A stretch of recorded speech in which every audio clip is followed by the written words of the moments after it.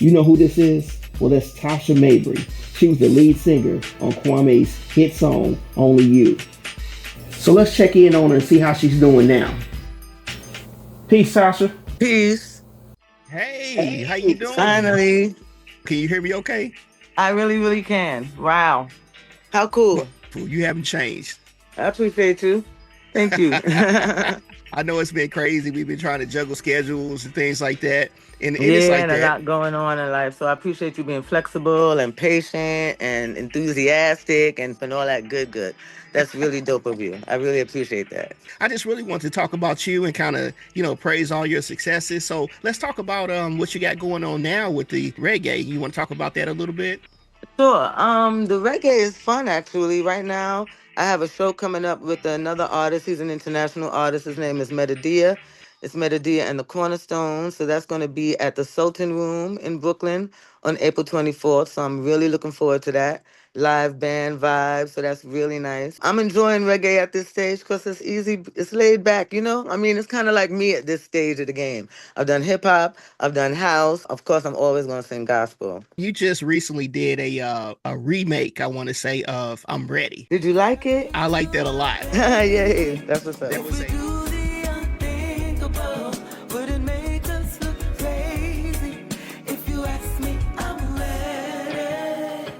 good spin on that because it was like a reggae version. Your vocals were amazing on it. Thank you so much. I appreciate that. YC and DJ Chico, who's also a producer with the reggae music that I do. Okay, so I want to give a shout out to Roots and Rhythm NYC. Indeed, indeed. Yep, that's good. So how was the transition going from early days of R&B and hip hop into house and then into reggae where you are now? Okay, well, it wouldn't have been that smooth a transition. It would have been the early days of hip hop, R&B.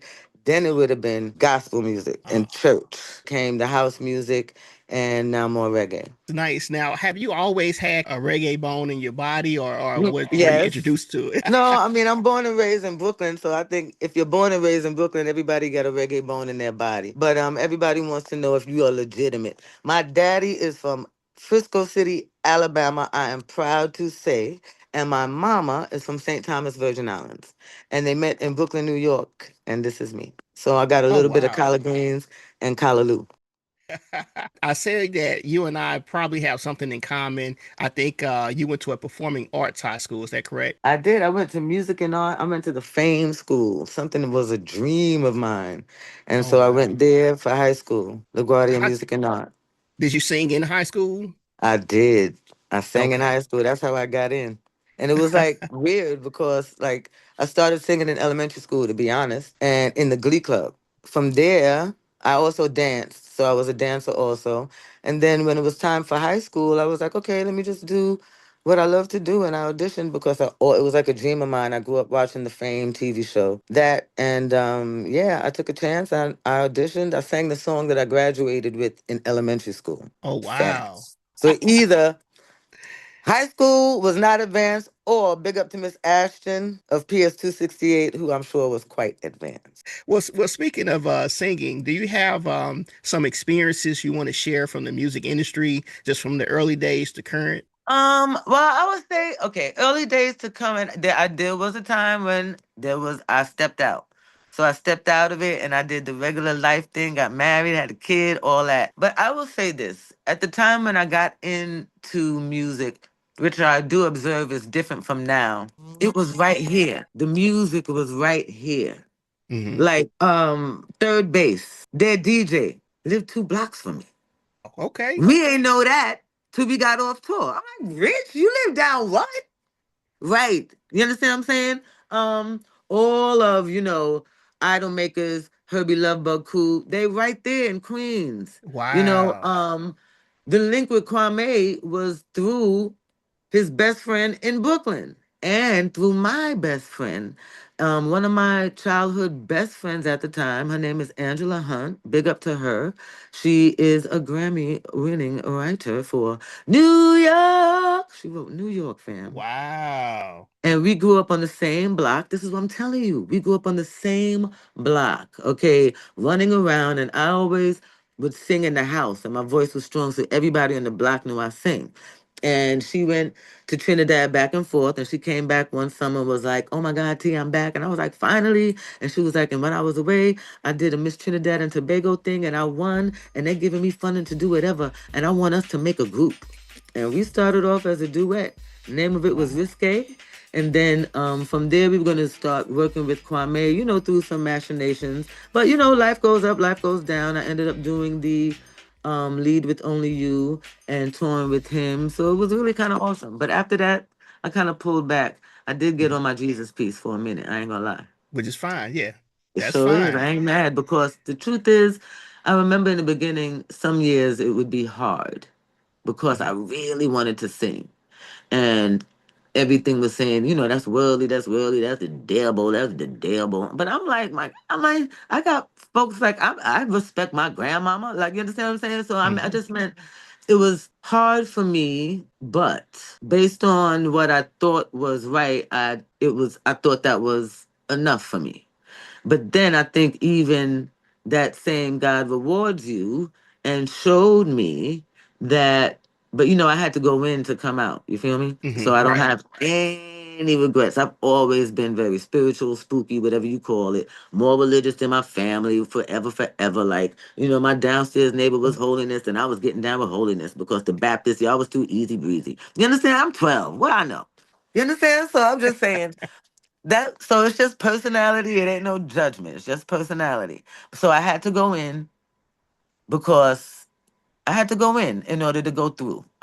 And it's only in going in do I think that I was able to even come to the light that I have now. You mentioned Third Base and Love Bug. Like, how was that tour? Like, how was the feeling when you went out on stage to do Only You on that tour? Oh How my was that? God.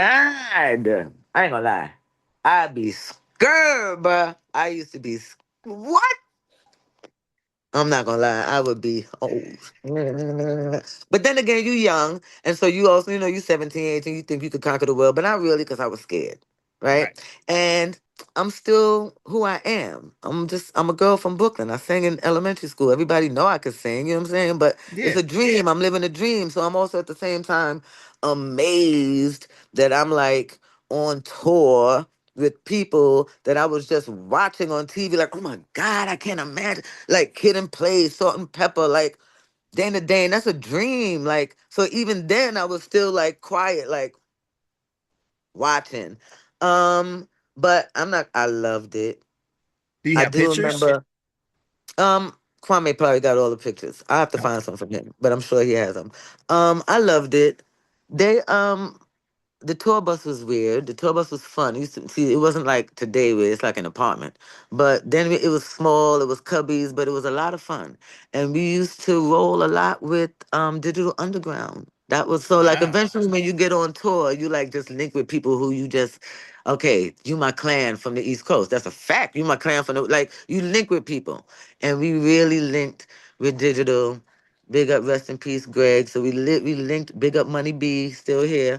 So we really connected with Digital Underground, where of course I met Tupac, but like I met the Tupac I know. Me Okay. and him. So like the Kwame. All right, Kwame. Like big up to Kwame. Should he ever see it? No doubt, no shade.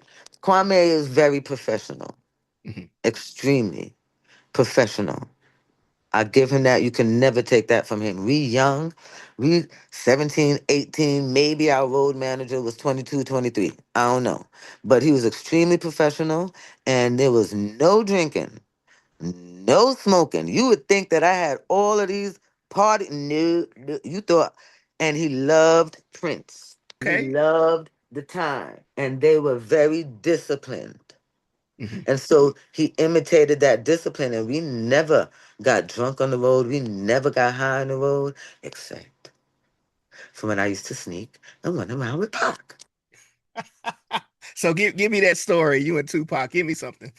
Well, okay. So going on the road a lot. I remember we always used to try to stay on somebody else's bus. Like if we had a good time, Digital would be on our bus, and maybe one or two people would be over there on their bus, but everybody would be on our bus. I'm the only girl, so I'm not going to anybody else's bus. That's just out of order. My granddaddy a preacher. You got to be crazy. So I'm one girl and everybody else. or men or guys at the time, right? Mhm. So Pac would come to our bus all the time because he and I, every time we got to like a location or a hotel, we was running up and down. All the fun I couldn't do in the group with Kwame, I did with Pac. Running up and down in the hotels, sneaking weed. I don't even know where we got the weed from. Sneaking whatever alcohol. I don't know where we got that from. Riding on each other's buses. But he was just fun and young and free and open at the same time. Like his eyes were wide too. I remember one thing specifically though. I remember he was on our bus and we were pulling in to California. We were pulling into LA. And it Mhm. was for a show where I don't know how they managed this one, but Kid and Play and NWA was on this tour. And we kind of met in Cali, right? Mhm. And Pac was on our bus, and we were kind of like in the front by the driver, and we were pulling in. And I remember we were like, "Oh, sweat!" You know, we both like fans. We were like, "Oh my God, they go Easy E, they go Baga, they all in the parking lot." And there was Yo Yo, and Pac was like, "Oh my God, T." I was like, "What?" He was like, "Oh my God, there she go." I was like, "What?" He was like, "I have such a crush on Yo Yo."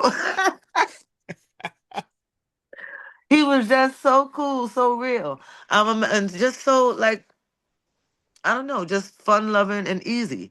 Mhm. I do remember years later though, because he has family in New York and bigger to them in Washington Heights. He has family in the city. And I remember um, my in laws lived uptown as well, and they happened to live in the same building. And I remember seeing him. This is when I had come out of the music and Mhm. I was on my churchy thing. And he had gotten deeper into the music and was getting on his thug life thing. And I remember seeing him in the front of the building, and we both looked at each other like, "What are you doing here?" And we talked for a minute, and I was like, "Pac, yo, like, you don't feel the same, but I don't like the way you feel." Mhm. That was different then. But yeah, and then things happen. But Did he like ever give you any word, give you any encouragement? words of it? Yeah. Not that I remember. We were 17, 18. No. Was he a visionary? Absolutely. Was he a teenager? Absolutely. Let's not get it twisted, okay? And this is no shade. He ain't have to be my friend to give me wisdom. He ain't have to give me wisdom to be my friend. Nobody at 16, 17, and 18 was looking to convert and like we were or everybody was green. Everybody was living their dream for the first time, figuring it out, trying to make theyself and their family proud. And you know what I'm saying? And we were young, which I think is interesting because we were like the Goonies. Like, I don't know. It's a Gen X thing, I think. It's a Gen X thing. Like, Yeah. it's a Gen X thing. Nobody had to tell you how to act. I mean, I'm just serious. Yeah. Yeah. Nobody got arrested. Nobody got in the well, one or two fights every now and then, but nothing real. I mean, I'm just saying, things maybe at the hotel or something dumb, but just mean like it wasn't like he was walking around thug life Pac. No, he was regular Pac. He was just Tupac.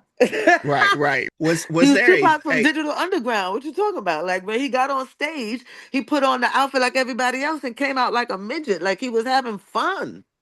He was doing a Humpty dance. Like what you talking about? No, he was not schooling me on my Bayism and on my sovereign. No, that comes later. Right? That comes later for everybody. Fact, no pressure to Pac. He was easy breezy, regular. love it? I love it. Was there a memorable city or tour or moment that happened that you still remember today? Well, not so much fights. Again, as the only girl, I will say I was shielded from a lot of things. I wasn't put in space of a lot of things. And again, Kwame is strict. He wasn't on that. It wasn't like nah, we wasn't trying to lose our money and no, but no, I mean, the guys, they're gonna tell you their story. Mm. Kwame gonna tell you his story, but T-Bone, T Boogie, half the time was in the room, bro. I used to be mad. Listen, you can get it. I don't want to get into how I go. I mean, but how I go on tour is crazy. I believe I'm it. just it's insane. Okay. Um I don't remember specific cities, but I do remember I do remember meeting Jerome, big up from the time. So we must have been in Minneapolis. And big up to Jerome. He came to our show. That was wonderful. And we've actually stayed. I would say professional friends ever since. I have sung for his birthday parties a few years back, and Wow. I sing him happy birthday every now and then. So that's been really, really dope. Jerome, because that's a legend from the time. So That's in right. myself, I'm still like looking at legends. You feel me? That's right. And I remember sharing a stage with Tina Marie. Now Talk I to ain't me. say I was on. Meaning, well, let me fix that. We got on. That's the same stage. Then she got on, which means we were on the same stage. Meaning I was on the same show as Tina Marie, and that to me to be on a bill with Kwame and them and Tina Marie, that Tina Marie again, a legend. Um, my worst memory was actually in the Bahamas with Salt and Pepper and Kid and Play and Dana Dane, and I was on a jet ski and broke my leg. Wow, really? Yeah. So they had to fly me home. I was cut short on that one. Oh my gosh. So you couldn't Yeah. like continue the show, obviously, I right? missed that one. I missed two. I missed that, and I missed a beautiful cross country drive. Wow. I missed a couple shows on that one. Sure did. How was the relationship between Salt and Pepper and Kid and Play? Did you enjoy spending time with them? I did. Salt and Pepper, I would say, were more grown, Hmm. and I was young, so they stayed in their lane. They were very helpful when I broke my leg on my gut. Salt was holding my hand and covering, like very normal people. They from Queens, you feel me? So it's like everybody, and hip hop also was still, I would say, in its adolescence Hmm. or tweens, right? So just the 70s had the Furious Four. Like hip hop wasn't that old, and therefore it wasn't that mainstream or that popular. Like this is local stuff. Like people didn't know who Michael Jackson and Prince were. Like when I thought about that one time, that I think it was David Bowie had to get MTV Hmm. to put Michael Jackson on because they said they didn't think their audience would relate. But first I thought, oh, horrible racism, right? Then I said, wow, we had Michael all to ourselves. That's a beautiful thing to me. Like what? Oh, low key make me want to cry right now. Like, Hmm. wait, we had Michael Jackson and the Jackson Five to ourselves. Hmm. Same thing with we had Prince to ourselves. It was a Heavy. beautiful thing. Well, how do you feel about the state of hip hop now? Do you think it's changed since the days of Kid and Play to what we have now, or do you like some of the music that's out now? Okay, absolutely, we know it's changed. Hmm. Okay, but that's what we do. That's what we do. That is what we do as a people, right? I don't expect it to be the same. Of course, the flow has changed, the style has changed, but yeah, the content has also changed, and I think that's a sign of what we've been through. And I don't mean it to say life has been so hard. I just mean it to say things were definitely different when we were younger. We had another way of seeing life. It was still hopeful. It was still with joy. It was still with fun. It was still hopeful. It was still caring. It was still opening the door for your elders. It was still Melly Mel. It was still Slick Rick and a children's story. You feel me? It Hmm. wasn't rap, but it was hip hop. And it Hmm. was still the culture. And it was still close to the culture. Hmm. Then I know money came. And money industry said, ooh, we could do this. Right. And then, of course, converging interests come together and promote the most violent or the most misogynistic of our music. And it's always going to be somebody who makes it. You Hmm. understand what I'm saying? And Hmm. so I don't want to give a commentary on the music without it really being a commentary on society, or at least how we as a culture have allowed our values to change. Right. We've allowed it. Maybe it was crack. Maybe it was. That's a fact because that's when people started stealing from their mama and their grandmama. Maybe you took $1 out your mama's wallet and got a beating, but you never took from your grandmother. Never. Crack did that. It changed our DNA. And Hmm. so, I agree. of course, it's different. It's like AD crack, where the hip hop we made was kind of like just, it was crack, but the result of it we hadn't seen. It was still in our face, people making money, people dying, but the kids, where the culture was broken, you could see that after. you've done so much since Only You, but how was it going to the studio to record that? Only Like, You? were you nervous or? Terrifying. Jesus, I was so shy. I ain't gonna lie. I was extremely shy. It wasn't low key until I kind of left and went into the church that I actually felt a little more free as a singer. As a singer, I was always just disciplined. I Mhm, learned the song you told me to to learn, and I learned it. In high school, we learned opera. I mhm, sang classical music in high school, so you wasn't riffing no cotton me or band. You wasn't. You understand? Mr. right. Knight said how you sing it, and that's how you sing it. Not only is that how you sing it, you learn how to breathe. You learn how much air to get. It was very disciplined. Mm, In that discipline, I didn't really know how to. So then, of course, I was shy. And then, I'm like, what do you mean? I'm like a kid from Brooklyn. It's my dream. And I'm in a big old studio. And then Herbie's over there. And oh my God, it's Dan and Dane over there. Like, I'm scared, yo. What? Because I knew I could sing. I knew I could hit the notes. And I'm going to do it the way you want me to do it. Bang. But yeah, I was nervous. I'm no yeah, longer yeah. nervous. But I will say singing gospel because it forced me to, and I'm not going to say force in a bad way, but it was the merging of my emotions with music. The Hmm, first time I hmm. really expressed my emotions in music was in gospel. Other than that, I was doing what you said, but good. Hopefully. How did you feel when you first heard yourself on the radio? I bug out every time. Still to this day, right? To this day, if somebody say they know me, I'd be like, nah, stop. I'm like, from where? I'm like, where you live at? They be like, you look familiar. I'm like, for real, where you live at? You in Brooklyn? No, I live in Dundee. That's weird. What school you went to? No, that's weird. They were like, wait a minute.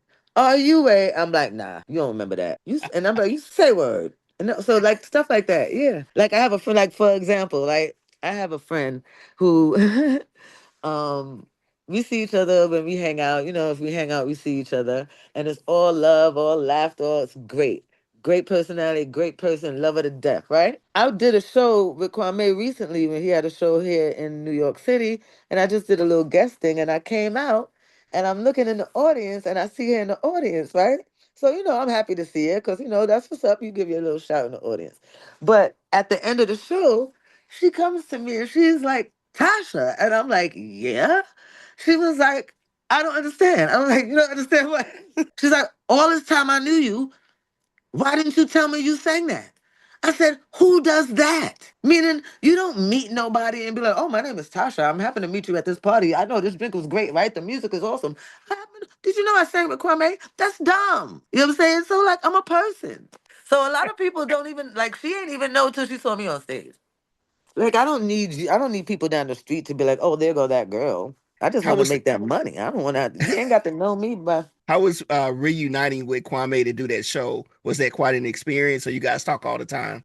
we talk enough. We don't talk all the time. No, we Hmm, don't talk all the time. Here and there, it was actually really good. But I would say when I think it was 2 years ago, maybe, or 2.5 years ago, we reunited for the first time to do 50 years of hip hop in Atlantic City, and that was awesome. That was awesome because it was so like, wow, we haven't done this together in such a long time. It felt good again.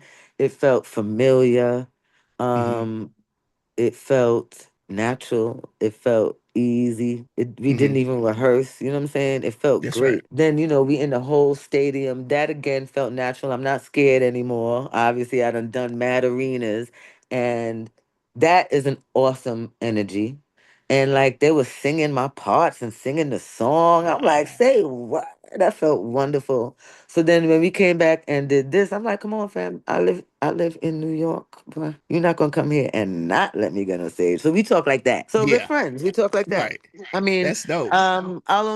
I'll talk to him. Maybe I told him about my book, stuff like that. He knows Hmm, about my music. He stayed like that. I love his hmm, mom, like a hmm. second mom to me. So I make sure, I check on her every now and then, Mother's Day, etc., etc. But yeah, we were close then. We'll always be friends. I do believe that.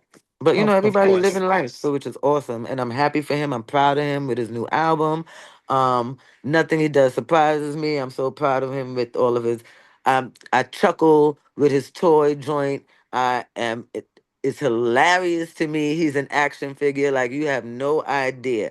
This is not a character. You feel me? He is not playing nobody part. This is just who he is. He's always been into little hulks and comic books and things. So like, you know what I'm saying? Hmm. So just a kid from the 70s. Well, let me ask you one last question. Do you have any words of advice to anybody that's wanting to get into the music industry?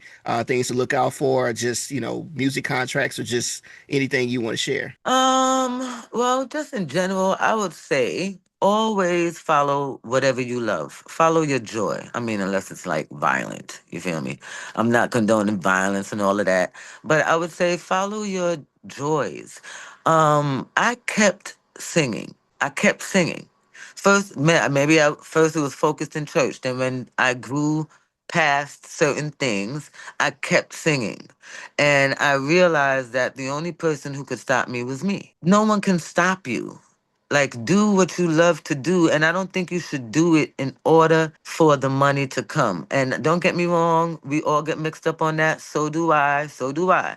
But because the problem is life now has become so fog, like in your face. It's like so humid, so stuck on every place you go. It's like life is on you here. You got this bill here. And then where it's hard for you to think about doing something you love and not charging $2.50. You feel me? Like, why would Hmm. I make? You understand? I understand that part. But if you do what you love, I do believe the money will come. I really, Hmm. really do, because money is an energy and money is a flow. And I believe if you're in what you love, then you're in a flow. And a lot of the blockages that come because we're in survival mode will fall away when you're in a flow. What advice as far as industry, I will say this. Listen, AI can tell you a lot. Learn Mm. how to use it. Don't ask it one question at a daggone time because you're sucking out all the water in the universe. It is very environmentally unfriendly, and we do have to figure out how to make that better. But ain't no sense crying over that spilled milk. Just start to clean it up and stop spilling as much. So That's think of right. all the things you want to ask it, anything crazy. Think of all the things you want to ask it on the topic, which means you got to know what you want. And sometimes that's the hardest thing in life. That's right. Right. Right? So, but use that as far as legal advice. Of course, it's not going to give you legal advice like a lawyer. It'll point you in right directions. It will Hmm. give you overall advice on how to process your work, so how to process your registrations. Yeah, so Wow. I do manage a couple of artists catalog and make sure that their registrations are in and that they're getting paid. You have to do that. A lot Hmm. of us like the art stuff, you see, but again, I'm an artist, right? I done registered all my clients' works. They getting all their money. Blah blah blah.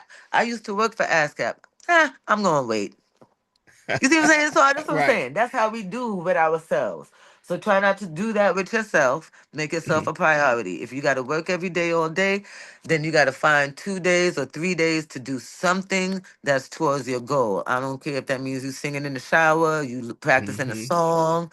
Um, Go places where there's music. Go to open mics. Go to Hmm. places where music is. You got to be where you at. Um, a friend of mine in the past gave me a great book, and it was called Bullshit or Fertilizer. Oh wow. Meaning, Okay.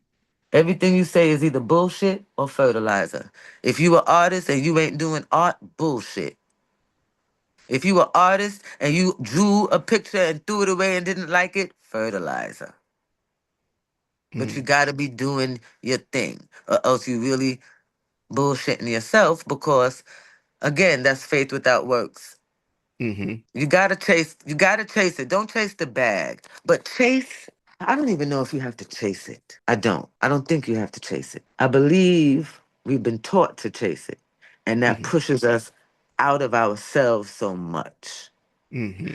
Ground yourself, breathe deeply, and fully embody. And so that's what I mean. I'm going to embody an author. I'm embodying an educator. I'm embodying a singer, songwriter, maybe even a podcaster, public speaker. I'm going to embody that, add weight to it by doing it. Other than that, it's just frivolous. But I would Right. also say breathe deep. Do breathing exercises because half the stuff that blocks us is just in our body. And it's as simple as a good hold for, take a deep breath, hold it for 6, and let it out for 8. Reset your mind. They don't tell us these things because we function on stress. And so, to back to it, not that you have to chase your dreams, but if you are conductive, if you are aligned, right? That Mm-hmm. alignment is electrical conductivity, Mm-hmm. right? And Mm-hmm. you are at peace on the throne of your heart as the expression of all there is. And I'm saying all of this so you can look one thing up at a time, fam, if you don't know. And these are all the things that I'm working on embodying. Then we can sit and watch. Now, when I say sit, I don't mean stay at home. I like to go for a walk and everything, but you're going for a walk, you end up meeting somebody at the store, you over here. Your heart tells you, oh, sweat, a show. And they happen, you understand? And Mm-hmm. whereas if you're open to your dreams and you're open to yourself, they'll come because Right. the universe is gonna move you and it's gonna move people towards you. It's kind of like this. You ever take a walk? Next time you're gonna walk, next time you take a walk in the street, Mm-hmm. notice, look at your feet, look at the ground, and start to shift your awareness. And you're gonna see, are you walking forward or is the ground moving back under you? You're gonna see both things are happening. That's true. As you move forward, you pull ground behind. So the truth is, the forward and the backward motion happen at the same time. And when they meet in the middle, that's the still place. And you have to, in your mind, got to keep positive, got to keep your vision alive. Can't, low key, I don't know if you like him or not, but you got to Donald Trump that joint. I There was two understand. people. There was two people at that first inauguration. Mm-hmm. Two people. Mm-hmm. And Mm-hmm. my man said, most people ever. And I said in the first term, crazy or not, this man will never speak against himself. Yeah. True. That's true. Therefore, watch yourself talk. Don't talk against yourself, and whatever you want to do, it's already done. I thought this was going to be like a short conversation, but you were so inspirational and Yay! shared so much stuff. I really Oh my enjoyed it. God. I know. I ain't gonna lie though. You do look like you could be my cousin. Hey, well, maybe I am. Like Maybe I I work with am. this lady. There's a sister I work with too, and I'm like, sis, we got the same fifth grandmother. I already know that. We like five grandmamas with food, separated. That's it. You go back to number five, it's the same big mama, I think. That's So right. I really want to say, I really, really am humbled, first of all. Like even seeing your joint was like, say word. Oh yeah, the video I did. I like that you came and Yo, commented on it. that's so amazing to me. Like, if you only know how tickled I was, how encouraged I was, how like, wow, like, what? Like, what? Like, oh my God, that's so funny. That's so cool. That's so, like, I love it. I think that's beautiful. I really appreciate it. I'm humbled by it. The fact that you even want to do this interview is so lit. I don't come off shy, right? But I low key be like, oh my God, I gotta talk. Oh my God, I gotta talk. Well, you know what? If nobody has told you, don't let me be the first or the last, but you deserve all your flowers. I appreciate you. You have been a part of just music, period. And I mean, what you have given us from the days of Kwame all the way to now, we all appreciate that. Please keep listening, encouraging me. And I'm just gonna what I love though is that to me, the two things that I love to do are very human things. Like if you just got rid of all civilized civilization, we'd still be teaching our kids and we'd still be singing and making music. I'm blessed to be able to do a very human thing and to be able to be a blessing to others in the process because it really blesses me too. All right, thank you. Thanks to everybody who listens to you. Big up, level up with Bid Up. Let's go. Appreciate you, Appreciate fam. it. All Peace. right, peace.